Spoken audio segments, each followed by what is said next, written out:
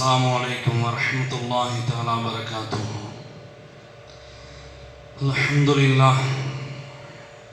الحمد لله رب العالمين والعاقبة للمتقين والصلاة والسلام على سيد المرسلين وعلى آله الطيبين الطاهرين وصحابه الماجدين أجمعين. أما بعد، فقد قال الله تبارك وتعالى في القرآن العظيم وفي القرآن المجيد: أعوذ بالله من الشيطان الرجيم بفضل بسم الله الرحمن الرحيم. وربك يخلق ما يشاء ويختار وما كان لهم الخيرة سبحان الله عما يشركون. صدق الله العظيم. وقال نبينا سيد البشر صلى الله عليه وسلم: ارحموا من في الأرض يرحمكم من في السماء، أو كما قال عليه الصلاة والسلام. புகழும் புகழ்ச்சியும் ஏக வல்லவனாகி அல்லாஹ் ஒருவனுக்கே உரித்தாகட்டுமாக.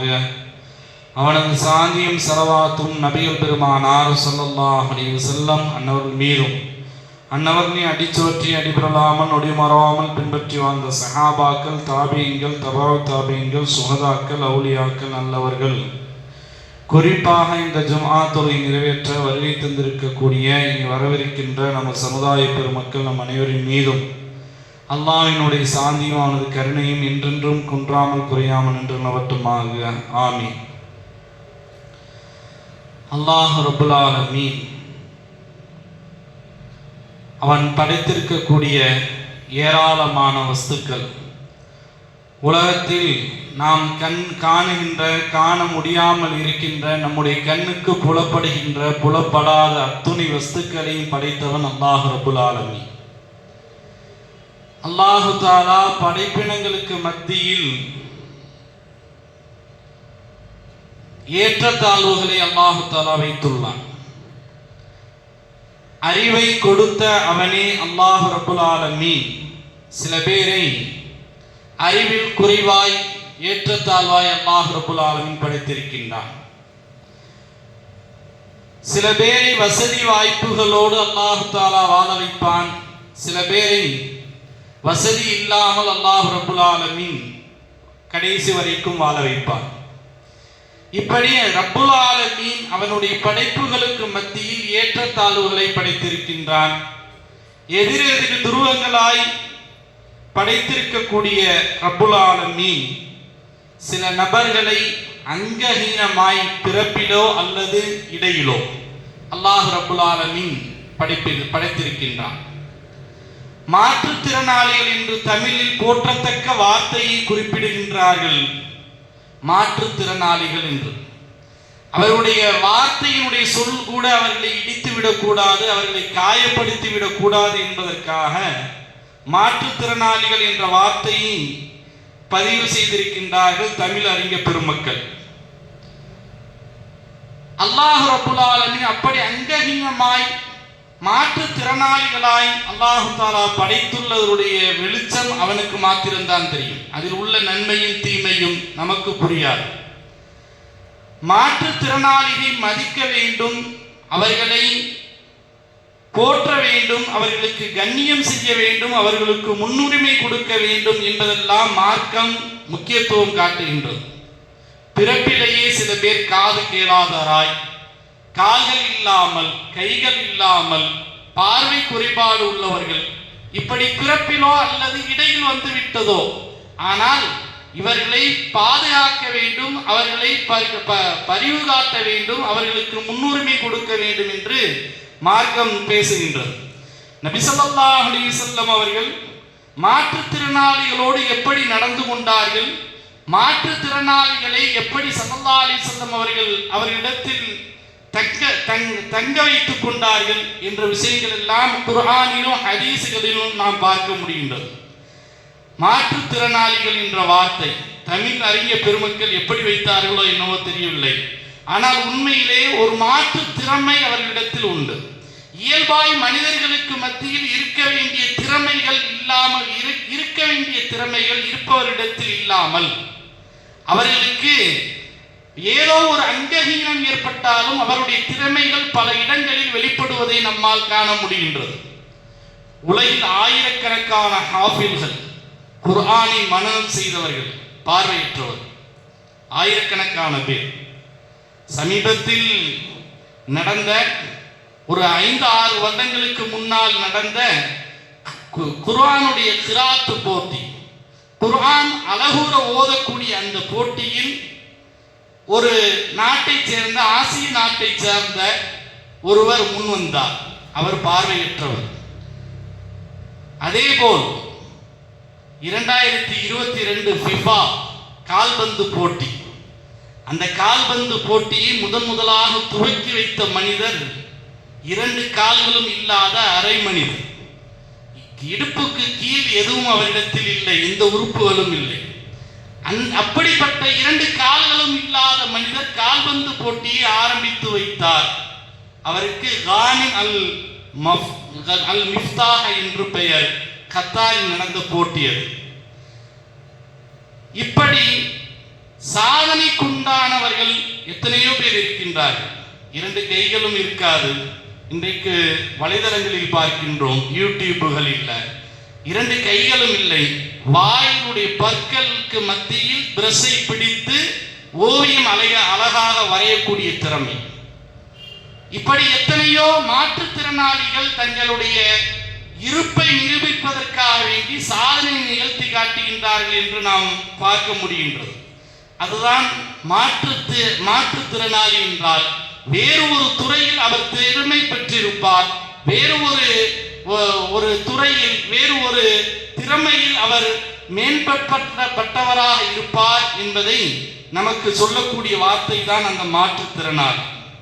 நபிகள் நாயகம் ஸல்லல்லாஹு அலைஹி வஸல்லம் அவருடைய காலத்தில் மாற்றுத்திறனாளிகளிடத்தில் எப்படி நடந்து கொண்டார்கள், மார்க்கம் மாற்றுத்திறனாளிகளை எப்படி நம்மை நடத்த சொல்கின்றது என்பதை நாம் பார்க்க வேண்டும்.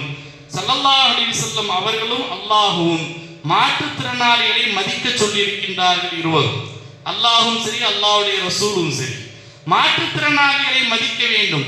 சக மனிதர்களை மதிப்பது போல, சக மனிதர்களுக்கு மரியாதை கொடுப்பது போல, சக மனிதர்களை கண்ணியப்படுத்துவதை விட ஒரு படி மேல் அவர்களுக்கு பக்குவப்படுத்துவதும் பரிவு காட்டுவதும் இருக்க வேண்டும் என்று நமக்கு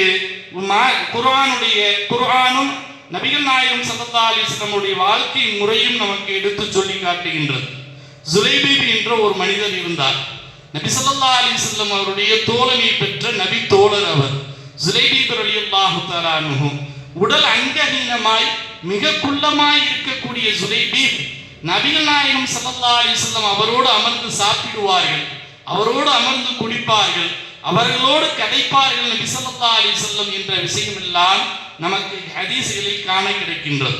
ஒரு கட்டத்தில் நபி ஸல்லல்லாஹு அலைஹி வஸல்லம் அந்த ஜுலைபீப்பை பார்த்து சொன்னார்கள், லஸ்த இந்தல்லாஹி காசிதா, ஜுலைபீபே நீ அல்லாஹ்விடத்தில் மட்டமானவன் அல்ல, மலிவானவன் அல்ல என்று நபி ஸல்லல்லாஹு அலைஹி வஸல்லம் அவர்கள் சொல்லிவிட்டு, நீ அல்லாஹ்விடத்தில் உயர்ந்த அந்தஸ்தை பெற்றிருக்கின்றாய் என்று நபி ஸல்லல்லாஹு அலைஹி வஸல்லம் அவர்கள் சொல்லி காட்டுவார்கள். அப்துல்லாஹ் இப்னு மஸ்ஊத் ரலியல்லாஹு தஆலா என்ற நபி தோழர், மிகப்பெரிய ஃபகீஹுல் உம்மா, இந்த உம்மத்தினுடைய மார்க்க சட்டை மேதை ஹஜ்ரத் அப்துல்லாஹ் இப்னு மஸ்ஊத் ரலியல்லாஹு தஆலா நபி ஸல்லல்லாஹு அலைஹி வஸல்லம் அவர்களோடு இருந்த அவர்களுடைய தோழமை எப்படி தெரியுமா?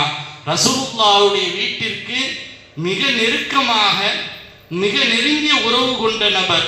ரசூலுல்லாஹ்வுடைய வீட்டிற்குள் அடிக்கடி போய்விட்டு வருவார், சென்று விட்டு வருவார்.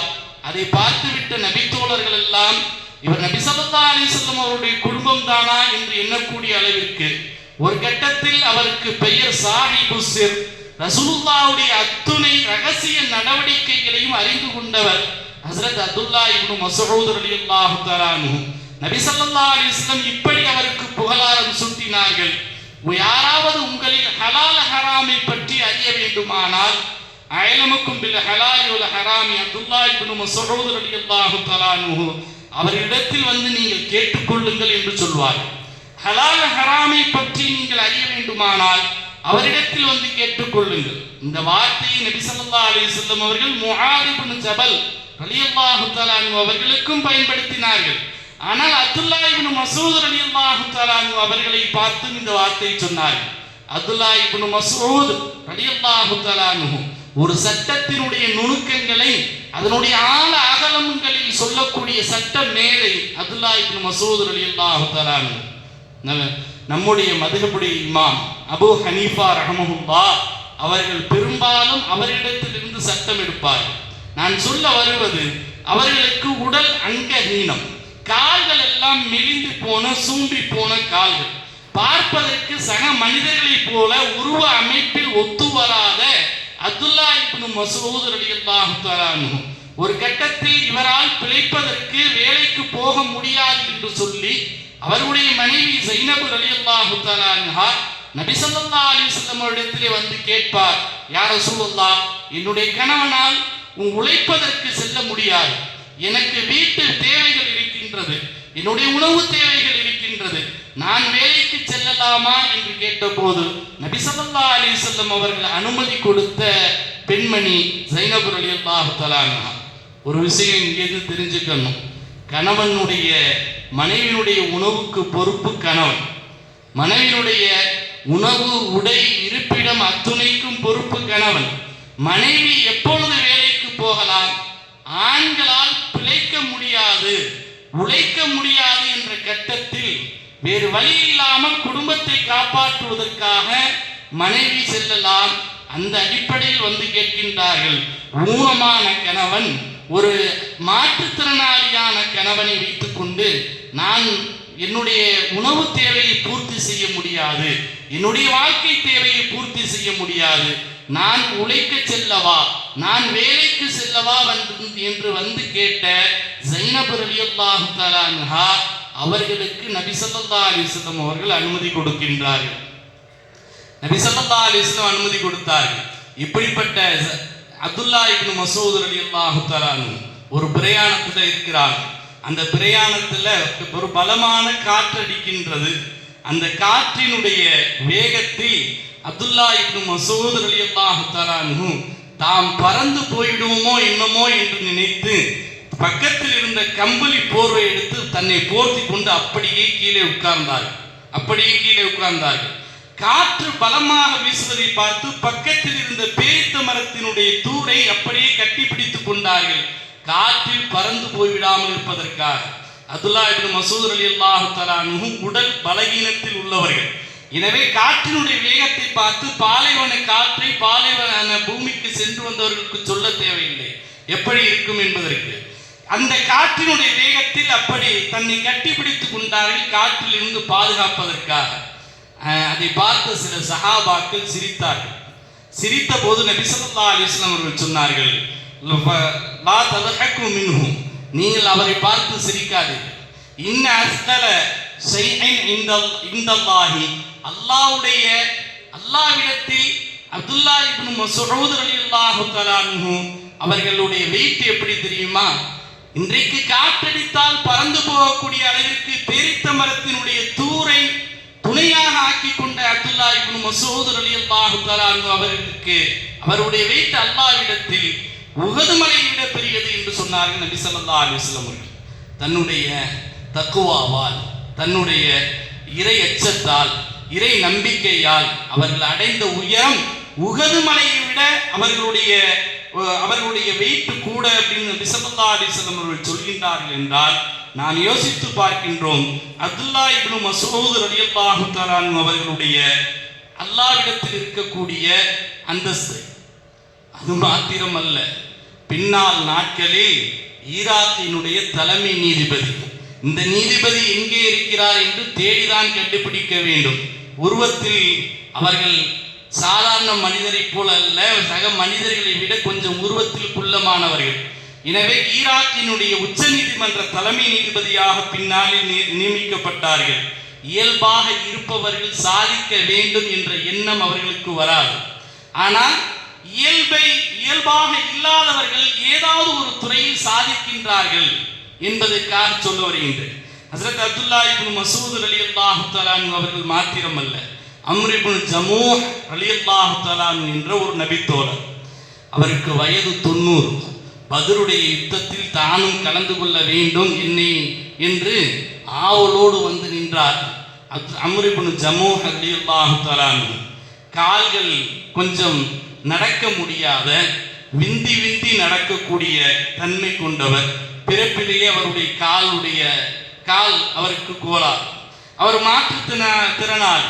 வந்து நபி ஸல்லல்லாஹு அலைஹி வஸல்லம் இடத்தில் வந்து கேட்கின்றார்.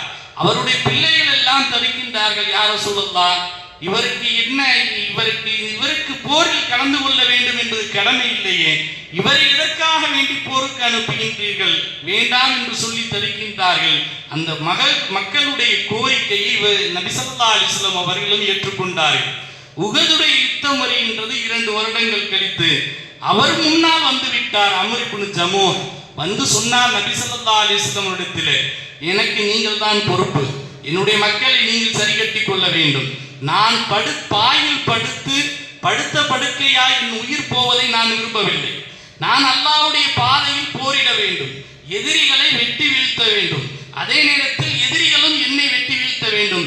அப்படி ஒரு ஷஹாதத்துடைய மரணத்தை, உயிர் தியாகத்தினுடைய மரணத்தை நான் விரும்புகின்றேன் என்று நபி ஸல்லல்லாஹு அலைஹி வஸல்லம் இடத்தில் வந்து கோரிக்கையாக வைத்து நின்றார்.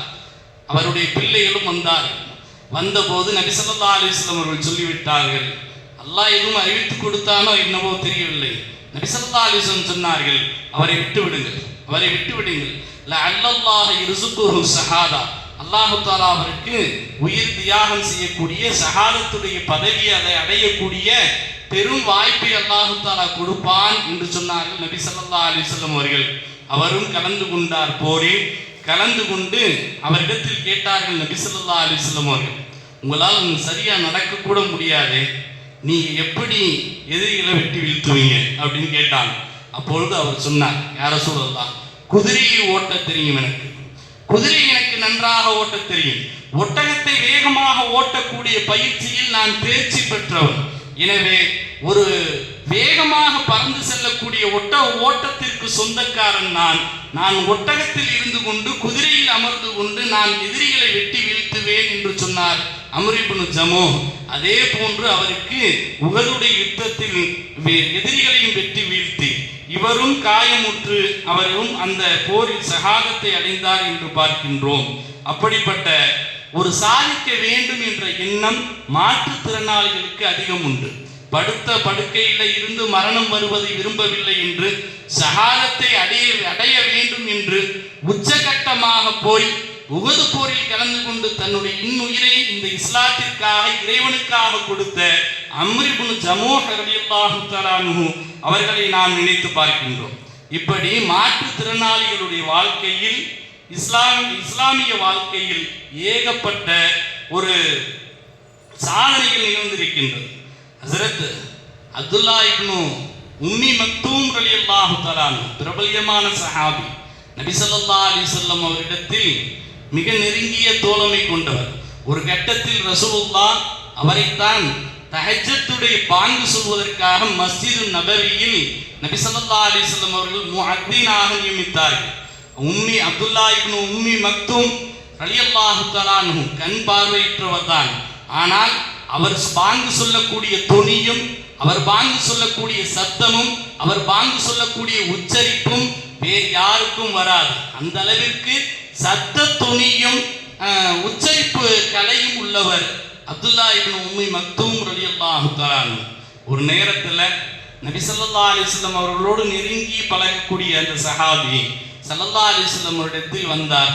பள்ளிவாசலுக்கு மக்காவிலே இருந்தக்கூடிய சஹாபி மக்காவில் இருக்கின்ற போது சில முஸ்ரிக்கீன்கள் நபி ஸல்லல்லாஹு அலைஹி வஸல்லம் அவர்களை சந்திப்பதற்காக வந்திருந்தார்கள்.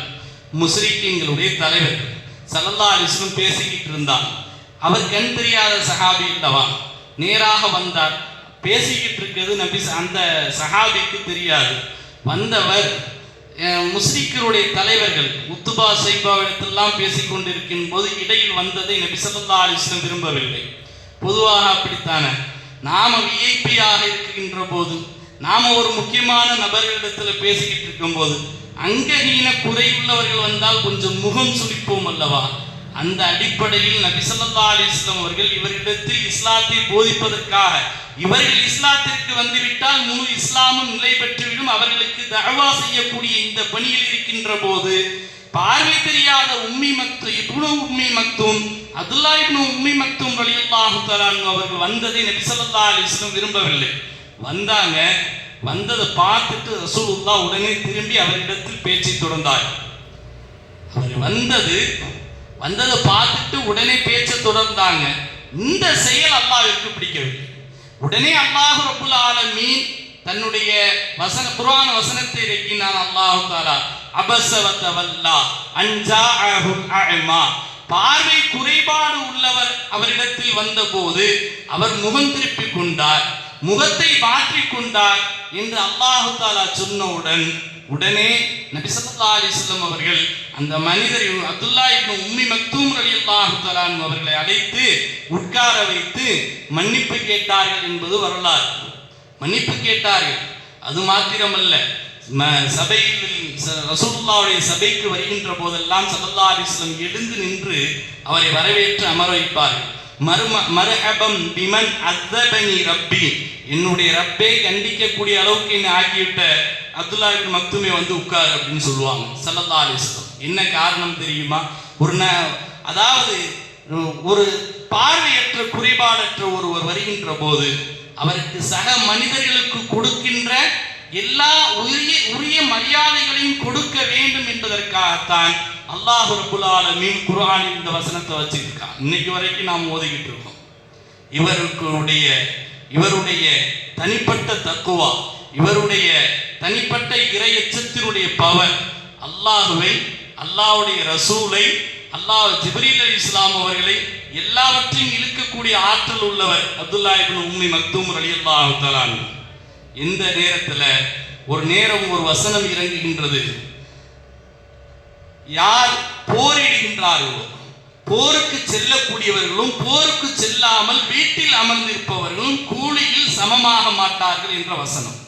லா யஸ்தவில் காயிதுன மினல் முஃமினீன, யார் முஃமின்களில் இருந்து போரிடுகின்றார்களோ, போருக்கு செல்கின்றார்களோ அவர்களும் வீட்டில் போருக்கு செல்லாமல் அமர்ந்திருக்கக்கூடியவர்களும் கூலியில் சரிசமமாக மாட்டார்கள் என்ற வசனம் இறங்கிய போது நேரா வந்துட்டார் அப்துல்லா இப்னு அந்த உம்மி மக்தூம் ரலியல்லாஹு தஆலா. நேராக வந்தார்கள் நபி ஸல்லல்லாஹு அலைஹி வஸல்லம் இடத்தில். நான் ஒரு கண் பார்வையற்றவன், நான் ஒரு கண் பார்வையற்ற மாற்றுத்திறனாளியாக இருக்கக்கூடிய நான் போர்க்களத்திற்கு எப்படி செல்ல முடியும், எப்படி என்று கேட்கின்றார்கள். நியாயமான கேள்வி. நபி ஸல்லல்லாஹு அலைஹி வஸல்லம் இடத்திலே பதில் இல்லை. உடனே அல்லாஹ் ரப்புல் ஆலமீன் ஒரு வசனத்தை, அல்லாஹ் தஆலா ஒரு வார்த்தையை இறக்கி வைக்கின்றான். வெறுமனே ஒரு வார்த்தை, கைரு உகில் லரர் என்று ஒரு வார்த்தை. தங்கடம் உள்ளவர்களை தவிர, காரணம் உள்ளவர்களை தவிர என்ற அந்த ஒரு வார்த்தையை மட்டும் சுமந்து கொண்டு ஹஜ்ரத் ஜிப்ரீல் அலைஹிஸ்ஸலாத்து வஸ்ஸலாம் அவர்கள் வருகின்றார்கள். அந்த வாசகத்தினுடைய அந்த ஆயத்தினுடைய இடைச்செருகலாய் அது ஃபிட்டிங் செய்ய வேண்டும் அந்த வார்த்தை. அப்படி ஒரு வார்த்தையை கொண்டு வந்து முன்னால் வைக்கின்றார்கள் ஜிப்ரீல் அலைஹிஸ்ஸலாத்து வஸ்ஸலாம் அவர்கள். கைரு உகில் லரர், அவருடைய பவர், அவருடைய அப்துல்லா இப்னு மக்தூம் ரலியல்லாஹு உம்மி மக்தூம் ரலியல்லாஹு தஆலா அவருடைய பவருக்காக சொல்ல வருகின்றேன். அல்லாஹ்வுடைய ரசூலை, ஜிப்ரீலை இழுக்கக்கூடிய ஆற்றல் உண்டவருக்கு. அவ்வளவு பெரிய இறை நேசத்தில், இறை அச்சத்தில் உயர்ந்த நபர், கண் பார்வையற்றவர், முழு உலகத்தை பார்த்ததில்லை, அவருடைய உடம்பை அவர் பார்த்ததில்லை. அந்த அப்துல்லா இப்னு உம்மி மக்தூம் இவ்வளவு பெரிய அந்தஸ்தை அடைந்தார்கள். ஒன்று தெரியுமா? நபி ஸல்லல்லாஹு அலைஹி வஸல்லம் அவர்கள் தங்களுடைய மதீனாவிற்கு வந்ததற்கு பிறகு மதீனாவிலிருந்து வெளியே போகின்ற போது தன்னுடைய இடத்தில் ஒருவரை அமர்த்த வேண்டும் ரசூலுல்லாஹ். ஏனென்றால் மதீனாவினுடைய அரசர் ரசூலுல்லாஹ். அந்த அரசராக இருக்கின்ற போது அரச பதவியில் கலீஃபாவான ஒருவரை நியமிக்க வேண்டும். நபி ஸல்லல்லாஹு அலைஹி வஸல்லம் இந்த அப்துல்லா இப்னு உம்மி மக்தூம் ரலியல்லாஹு தஆலா கண் பார்வையற்ற மாற்றுத்திறனாளியை தான் நபி ஸல்லல்லாஹு அலைஹி வஸல்லம் அவர்கள் அந்த கலீஃபாவாக நின்று அமர்த்தி விட்டு போவார்கள். ரசூலுல்லாஹ்வுடைய வேலை என்ன? அந்த ஜமாத்துக்கு தொழுகை நடத்த வேண்டும். ஆக உயர்ந்த மக்கள் சஹாபாக்கள், அந்த இருக்கக்கூடிய சஹாபாக்களுக்கு தொழுகை வைக்க வேண்டும். மதீனாவினுடைய பாதுகாப்பு வேலைகளை பார்த்து கொள்ள வேண்டும். எல்லா அலுவல் வேலைகளையும் பார்த்து கொள்ள வேண்டும். அத்தனையும் பார்த்தது அந்த மாற்றுத்திறனாளி அப்துல்லா இப்னு உம்மி மக்தூம் ரலியல்லாஹு தஆலா என்று நாம் பார்க்கின்றோம். அப்துல்லா இப்னு உம்மி மக்தூம் ரலியல்லாஹு தஆலா அவ்வளவு பெரிய சிறப்பிற்குரியவர். நபி ஸல்லல்லாஹு அலைஹி வஸல்லம் மதீனாவை விட்டு இது போன்ற காரியங்களுக்காக 13 முறை வெளியே சென்றிருக்கின்றார்கள். அப்படி வெளியே சென்ற போது எல்லா நேரங்களிலுமே முக்கியமான சஹாபாக்களும் கூட போயிடுவாங்க. ஆனால் ஒரே ஒரு உஹது போரில் மட்டும் ஒருவர் உஸ்மான் ரலியல்லாஹு தஆலா ஒரு முக்கியமான சஹாபி, அவர்கள் ஊரில் தான் இருக்கின்றார்கள், கலந்து கொள்ள முடியவில்லை. அவருடைய மனைவிக்கு உடல்நிலை சரியில்லாத காரணத்தால் ஸல்லல்லாஹு அலைஹி வஸல்லம் அவருடைய மகளார் அவர்களை பார்த்துக் கொள்ள வேண்டும் என்பதற்காக வீட்டில் தங்கிவிட்டார்கள் உஸ்மான் ரலியல்லாஹு தஆலா. இந்த உஸ்மான் ரலியல்லாஹு தஆலா ஊரில் இருக்கின்ற போதே அப்துல்லா இப்னு உம்மி மக்துமை தான் நபி ஸல்லல்லாஹு அலைஹி வஸல்லம் அவர்கள் ரலியல்லாஹு தஆலா ஸல்லல்லாஹு அலைஹி வஸல்லம் அவர்கள் நியமித்தார்கள். அவரைத்தான் கலிஃபாவாக நியமித்தார்கள். இப்படிப்பட்ட பேராற்றலுக்கு சொந்தக்காரர் ஹஸரத் அப்துல்லா இப்னு உம்மி மக்தும். அவர் ஒரு மாற்றுத்திறனாளிகளோடு நபி ஸல்லல்லாஹு அலைஹி வஸல்லம் இந்த அளவிற்கு பரிவு காட்டி அவர்களோடு பழக்கத்தை தொன்று தொட்டு வந்திருக்கின்றார்கள் என்பதற்காக சொல்ல வருகின்றேன். நபி ஸல்லல்லாஹு அலைஹி வஸல்லம் அவர்கள் அவர்களுக்கு தனி மரியாதை கொடுப்பார்கள். அப்துல்லா இப்னு உம்மி மக்தும் மாத்திரமல்ல, அது போன்ற எல்லா மாற்றுத்திறனாளிகளையும் அவர்களை தனியாக வைத்து அவர்களை ஒரு ஒதுக்கி வைத்து பார்க்கக்கூடிய பழக்கம் அண்ணல் நபி ஸல்லல்லாஹு அலைஹி வஸல்லம் அவருடைய வாழ்க்கையில் கிடையாது. ஒரு பெண்மணி, அந்த பெண்மணிக்கு கொஞ்சம் பைத்தியம் போல இருக்கும், ஊரில் கொஞ்சம் மனநிலை புத்தி சுவாதீன நிலை இல்லாத பெண்மணி. அந்த பெண்மணி மதீனாவினுடைய கடை வீதிகளில் சுற்றி திரியும். அந்த திரியக்கூடிய அந்த பெண்மணி ஒரு நேரத்தில் நபி ஸல்லல்லாஹு அலைஹி வஸல்லம் அவருடைய கையை வந்து பிடித்துவிட்டு என்னோடு வாருங்கள் என்று சொல்கின்றது.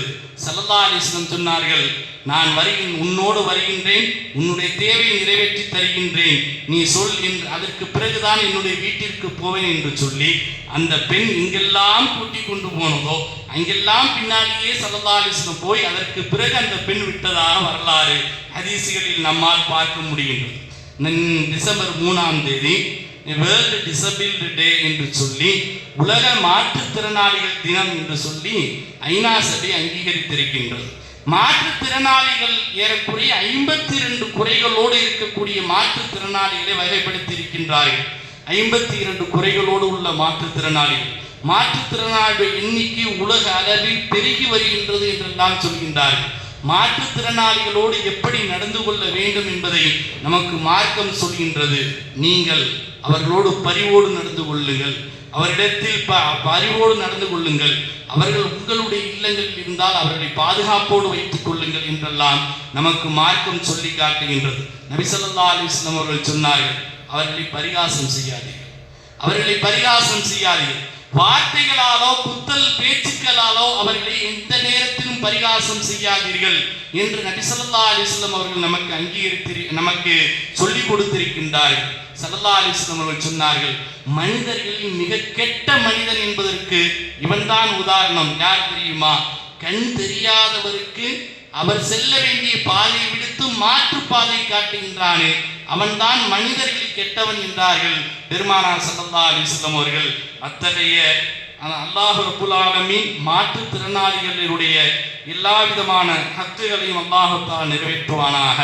அவர்களை மதித்து அவர்களின் மூலம் நாம் ஜஸாக்களை, நாம் நற்கூலிகளை அடையக்கூடிய தௌஃபீக்கினை வல்ல ரஹ்மான் நம் அனைவருக்கும் தந்தல் புரிவானாக.